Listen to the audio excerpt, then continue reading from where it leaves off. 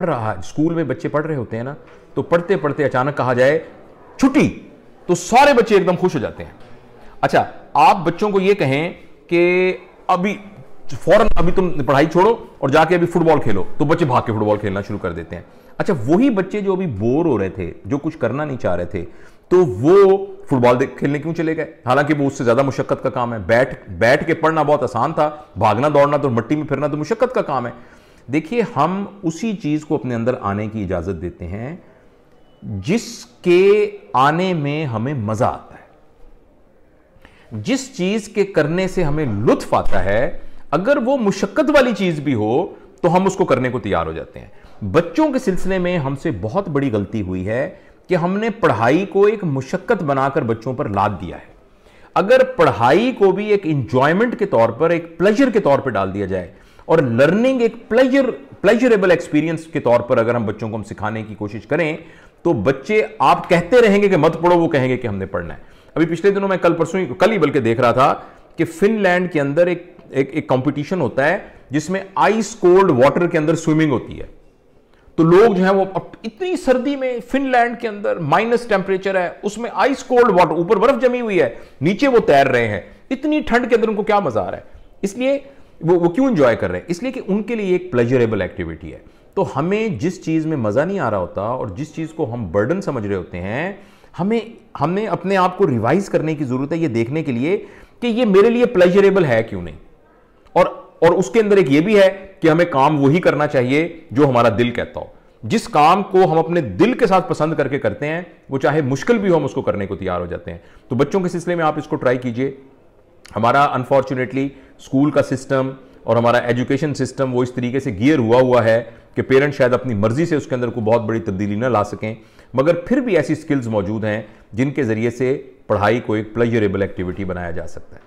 ठीक है sir, thank you so much sir. ये तो बच्चों के लिए था, जैसे बड़ों के लिए भी कोई अगर चीज़ आपने, क्योंकि उसमें ये भी बताई थी, एक चीज़ मेंशन की थी कि पैगंबर और नबी के अलावा आप दुनिया में लाइक सारी चारों अर्नेबल ट्रेड्स है, आप लर्न कर सकते हैं एट एनी एज। जी बिल्कुल। तो मुझे यही था कि अगर हम किसी भी एज में कुछ सीखना चाहें तो वो कैसे सीख सकते हैं, और अगर नहीं हम सीख पा रहे होते तो हमारा ब्रेन उस चीज को क्यों रिजेक्ट करता है और कैसे, क्या इसलिए कि हम उस चीज के बारे में सफिशिएंटली मोटिवेटेड नहीं होते। ओके, देखिए, मोटिवेशन की, मैं कभी इंशाल्लाह मोटिवेशन पे बात करेंगे। मोटिवेशन की डेफिनेशन, मोटिवेशन निकलता है लफ्ज मोटिव से। मोटिव का मतलब होता है पर्पस, ऑब्जेक्टिव ना। मोटिव, आपका मोटिव क्या है, यानी आपका ऑब्जेक्टिव क्या है। अच्छा, उस मोटिव तक पहुंचने के लिए जो एनर्जी चाहिए, उस एनर्जी का नाम मोटिवेशन है। और उस एनर्जी के सिलसिले के अंदर दो शराइत बहुत जरूरी हैं। एक तो वो एनर्जाइज्ड हो और नंबर दो वो सस्टेन्ड हो। लिहाजा जब भी हमने कोई काम करना हो, उस काम के लिए अगर आप मोटिवेटेड नहीं हैं तो वो आप काम नहीं करेंगे। और मोटिवेशन की डेफिनेशन यह है कि आप उस काम करने के सिलसिले में आप में जो तवानाई मौजूद है वो सस्टेन्ड है और वो एनर्जाइज्ड है।